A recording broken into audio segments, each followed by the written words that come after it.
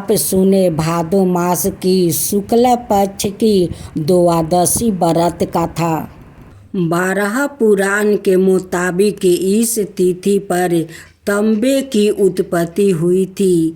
यह धातु भगवान विष्णु की तपस्या करने वाले असुर के मांस से बनी है। इसकी कथा है कि एक असुर ने सालों तक भगवान विष्णु की तपस्या कर वरदान में मांगा है कि मरने के बाद मेरे शरीर की भी पूजा हो। भगवान विष्णु ने वरदान दिया। जब देवताओं और असुरों को युद्ध हुआ तो उस राक्षस को भगवान विष्णु ने ही अपने चक्र से मारा। फिर उस राक्षस के मांस से तांबा बना। वो राक्षस भगवान का भक्त था, इसलिए भगवान विष्णु को तांबा प्रिय है। आषाढ़ द्वादशी की पूजा और व्रत अग्निष्ट होम के बराबर है। आषाढ़ महीने के कृष्णा पक्ष की द्वादशी तिथि पर गंगा और यमुना सहित किसी भी पवित्र नदी में स्नान करने की परंपरा है।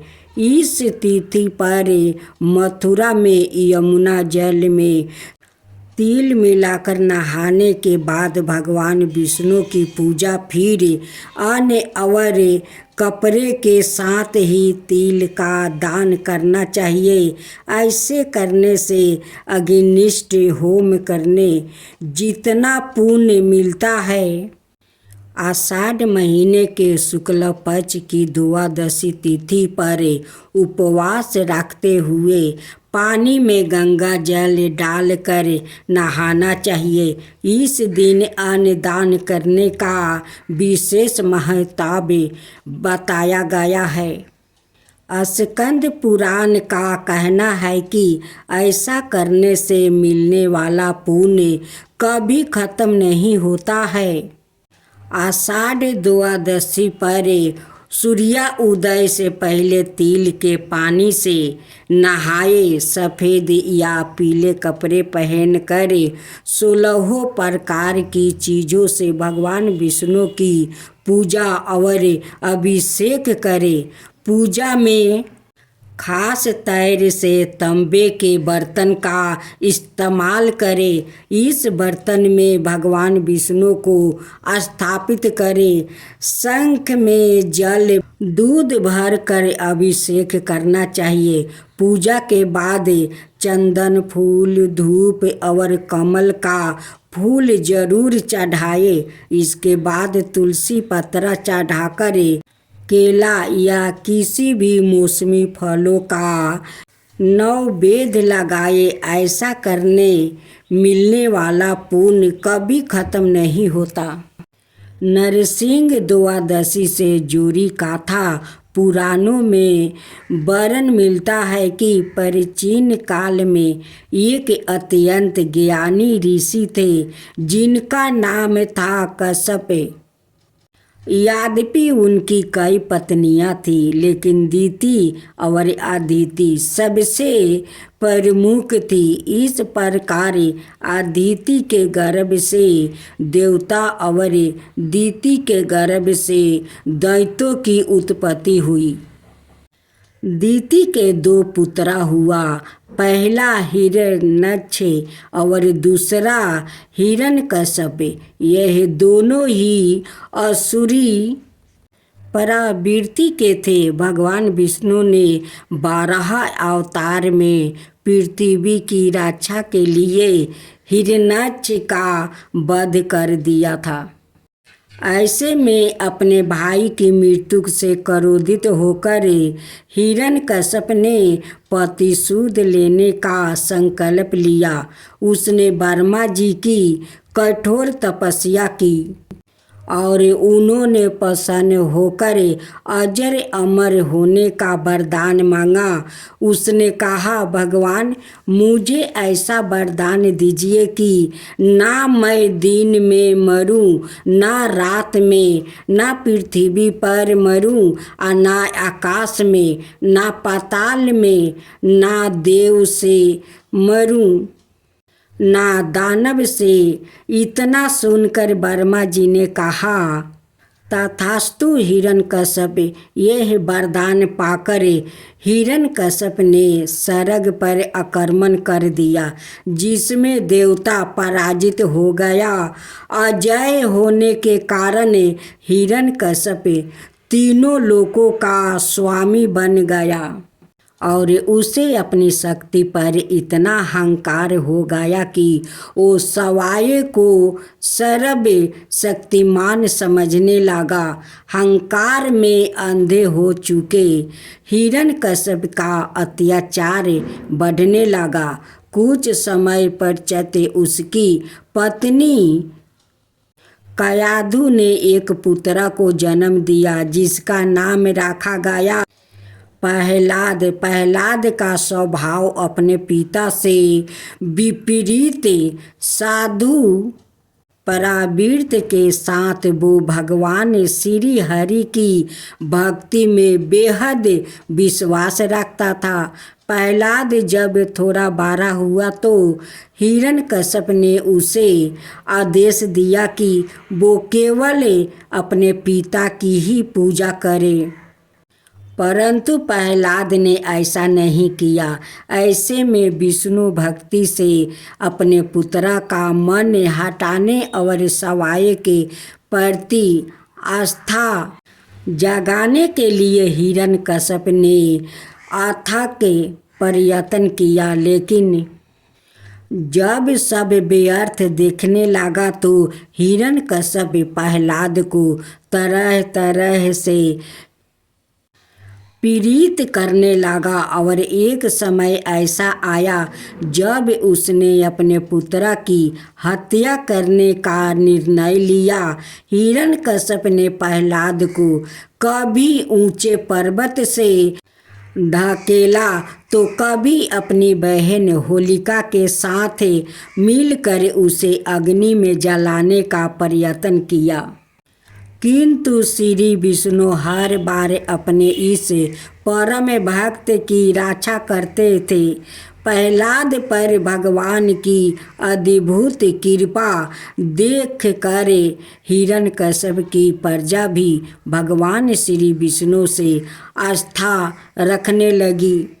ऐसे में हिरण्यकश्यप क्रोध की ज्वाला में भड़क उठा और भरी सभा के बीच अपने पुत्र को मृत्यु दंड देने का निश्चय किया। उसने प्रहलाद को एक खंभे से बांध कर कहा, तू कहता है कि तेरा विष्णु खंड खंड में है, यदि ऐसा है तो तेरा भगवान इस खंभे में भी होगा, तो तू आज अपनी रक्षा के लिए अपने भगवान को पुकारे। इतना कहकर जैसे ही हिरण्यकश्यप ने अपनी गदा से खंभे पर प्रहार किया, उसी क्षण प्रहलाद ने भगवान विष्णु का स्मरण किया। स्मरण करते ही गोधूल के समय खंभे को चीरते हुए भगवान विष्णु नरसिंह अवतार में प्रकट हुए, जिसमें उनका आधा शरीर मनुष्य का था और आधा शरीर शेर का। भगवान नरसिंह ने हिरण्यकश्यप को अपनी जांघों पर रख कर उसकी छाती को अपने नाखून से फाड़ कर वध कर दिया। इस प्रकार जब हिरण्यकश्यप का वध हुआ तो ना दिन था ना रात, बल्कि वो गोधूली का समय था। उसे वरदान प्राप्ति था कि वो पृथ्वी आकाश पाताल कहीं भी मारा नहीं जा सकेगा। इस कारण भगवान ने अपनी जांघा पर रख कर उसका वध किया। वरदान के अनुसार ना उसे देव मार सकते थे ना दैत्य। इसलिए श्री हरि ने नरसिंह अवतार लेकर उसे मृत्यु का दंड दिया। एक चौकी पर तुलसी का पौधा और दूसरी चौकी पर शालिग्राम को स्थापित करे। इसके बाद बगल में एक जल भरा कलश रखे और उसके ऊपर आम के 5 पत्ते रखे। तुलसी के गमले में गेरू लगाए और घी का दीप जलाए। फिर तुलसी और शालिग्राम पर गंगा जल का छिड़काव करे और रोली चंदन का टीका लगाए। भक्तजनों, आज आप सुने तुलसी और जलंधर की व्रत कथा। दैत्यराज कलनेमी की कन्या बिंदा का विवाह जलंधर से हुआ। जलंधर महाराक्षस था। अपनी साता के मध्य में चूरी उसने माता लक्ष्मी को पाने की कामना से युद्ध किया, परंतु समुद्र से ही उत्पन्न होने के कारण माता लक्ष्मी ने उसे अपना भाई के रूप में स्वीकार किया। वहाँ से पराजित होकर वो देवी पार्वती को पाने की लालसा से कैलाश पर्वत पर गया। भगवान देवाधिदेव शिव का ही रूप धारण कर माता पार्वती के समीप गया, परंतु माँ ने अपने योग बल से उसे तुरंत पहचान लेती है। वहाँ से अंतर्ध्यान हो जाती है। देवी पार्वती ने क्रोध होकर सारा वृत्तांत भगवान विष्णु को सुनाती है। जलंधर की पत्नी बिंदा अत्यंत पतिव्रता स्त्री थी। उसकी पतिव्रता धर्म की शक्ति से जलंधर ने तो ना मारा जाता है और ना ही पराजित होता है। इसलिए जलंधर का नाश करने के लिए बिंदा के पतिव्रता धर्म को भंग करना बहुत आवश्यक था। इसी कारण भगवान विष्णु ऋषि का भेष धारण करते हैं। वन में जा पहुँचे जहाँ बिंदा अकेली भ्रमण कर रही है। भगवान के साथ 2 मायावीर राक्षस भी थे, जिन्हें देखकर बिंदा भयभीत हो गई। ऋषि ने बिंदा के सामने पल में दोनों को भस्म कर दिया। उनकी शक्ति देखकर बिंदा ने कैलाश पर्वत पर महादेव के साथ युद्ध कर रहे अपने पति जलंधर के बारे में पूछा। ऋषि ने अपना माया जाल से 2 बांदर प्रकट किया। एक बांदर के हाथ में जलंधर का सिर था और दूसरे के हाथ में धैर्य था। अपने पति की यह दशा देखकर बिंदा मूर्छित होकर गिर पड़ी। होश में आने पर उन्होंने ऋषि रूपी भगवान से विनती की कि वो उसके पति को जीवित करे। भगवान ने अपनी माया से पुण्य जलंधर का सिर धड़ से जोड़ दिया और सवाए भी वो उसी शरीर में प्रवेश कर गया। बिंदा को इस छल का तनिक भी आभास न हुआ। जलंधर ने बने भगवान के साथ बिंदा पतिव्रता का व्यवहार करने लगी, जिससे उसका पतिव्रता भंग हो गया। ऐसे होते ही बिंदा का पति जलंधर युद्ध में हार गया।